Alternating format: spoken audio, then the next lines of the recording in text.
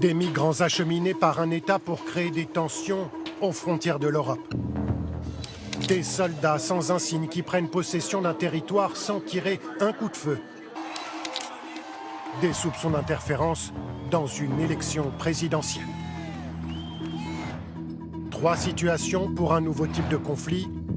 Carte sur table vous décrypte le concept de guerre hybride. C'est une crise sans précédent. Des milliers de migrants bloqués à la frontière entre la Biélorussie et la Pologne, la porte d'entrée d'une Europe qui accuse. Nous faisons face à cette attaque hybride, brutale, violente et indigne.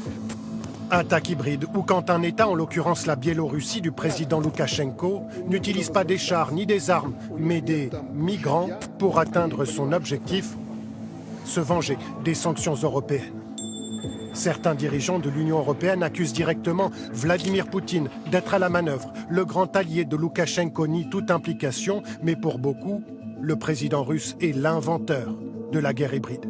En 2014, en Ukraine, et plus précisément en Crimée dans le sud du pays, des hommes armés prennent possession des bâtiments officiels, cagoulés sans insigne.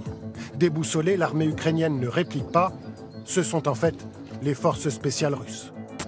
Le fait d'atteindre un objectif stratégique, une invasion, une annexion, sans avoir à recourir à la force ouverte des armes.